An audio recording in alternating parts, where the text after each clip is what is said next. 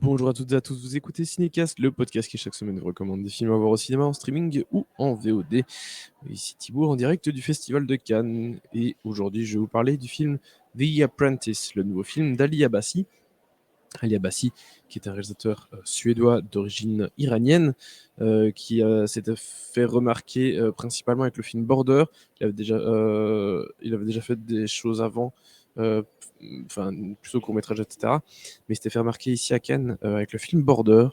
Et puis il y a 2 ans, il a fait le film Holy Spider, Les Nuits de Mashhad, qui avait remporté le prix de la meilleure interprétation féminine. Il a fait quelques épisodes où je pense de la série The Last of Us, et voici qu'il revient en compétition, toujours à Cannes, avec le film The Apprentice, un film qu'il n'a pas, qui vient pas de lui-même, c'est plutôt une commande, je pense, et qui se déroule dans les années 70, les années 70, où on va y voir les jeunes années de l'entrepreneur immobilier Donald Trump et sa relation avec l'homme politique Roy Cohn. En gros, donc, les vraiment jeunes années, le moment où Donald Trump va vraiment démarrer dans les affaires. Alors, bon, il n'y a pas de bande-annonce, donc je vais directement élaborer un peu plus sur l'histoire. Si vous n'êtes pas familier avec l'histoire de Trump, et je pense que tout le monde n'est pas expert en la matière, enfin, vous savez que c'est quand même dans ces années-là qu'il a commencé à devenir important dans le milieu de l'immobilier et des affaires. Son père était déjà milliardaire, donc il part pas de rien, hein, Trump. Ce n'est pas un homme qui s'est fait lui-même, comme on dit. Et la rencontre avec Roy Cohn est vraiment une rencontre qui a été qui était très très importante dans sa vie, parce que Roy Cohn il est décédé depuis de nombreuses années maintenant, était un avocat extrêmement connecté dans le monde des affaires, dans le monde politique, un homme véreux qui n'a jamais eu peur de faire ce qu'il fallait pour arriver à ses fins. Un homme redoutable qui vraiment a aidé Trump à se lancer, et grâce à qui Trump a pu véritablement lancer ses affaires. Et dans ces années-là, c'est le moment où Trump va un peu prendre son envol, couper un peu le cordon, bon, avec son père pour le coup, euh, qui était, euh, qui avait une poigne de fer, qui était vraiment le patriarche de la famille.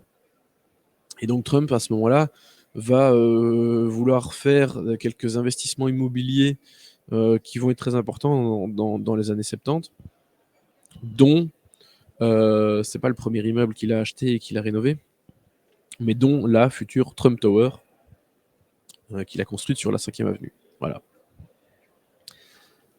Euh, Roy Cohn était un avocat vraiment extrêmement redoutable, homosexuel, et c'est important de le préciser parce que lui-même n'hésitait pas à faire des sales coups et à afficher publiquement certains homosexuels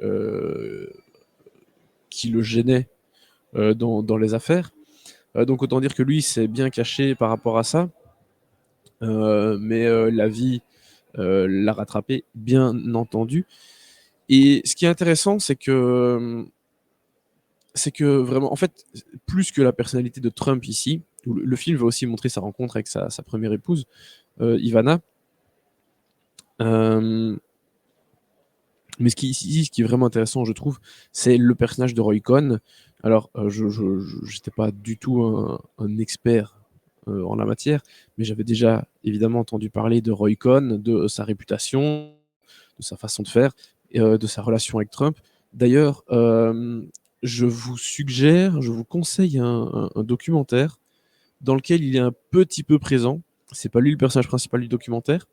Le documentaire s'intéresse plutôt à Roger Stone, qui est aussi un conseiller bras droit de Trump, qui est arrivé plus tard. Mais on le voit un petit peu dans le film d'ailleurs, Roger Stone.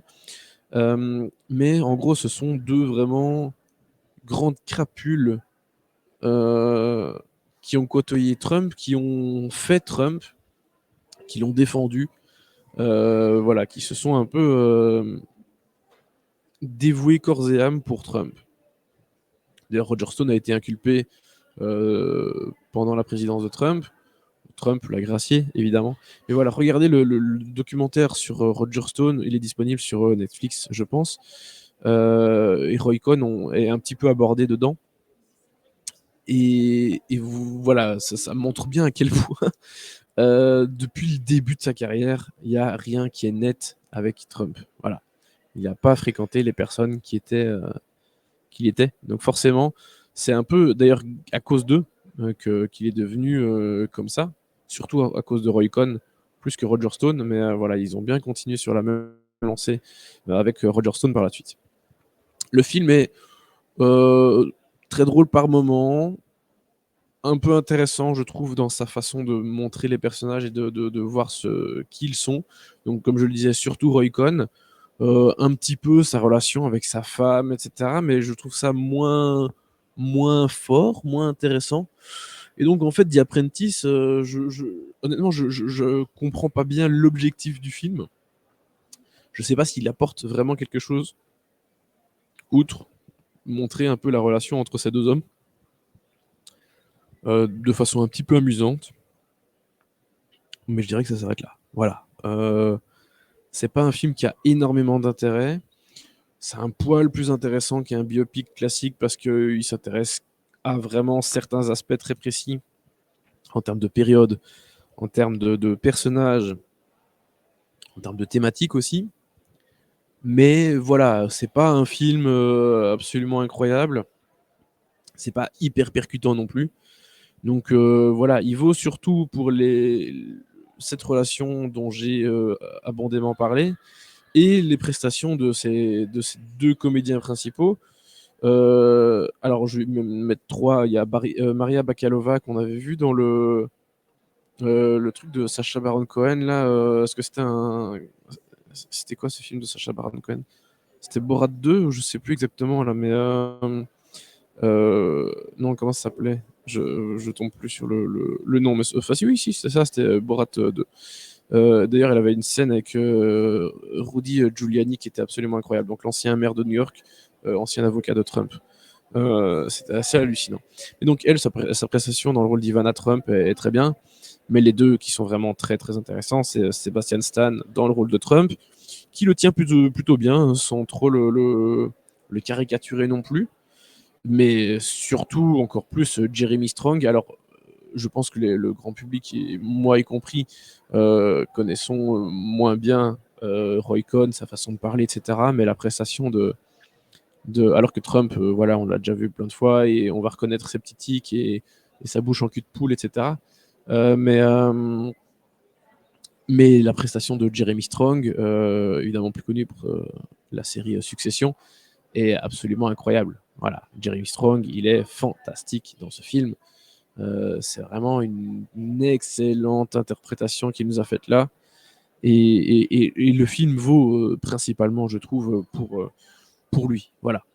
Je sais même plus la note que j'ai mise à The Apprentice, mais pour moi, on est quand même plutôt sur du 2,5 max.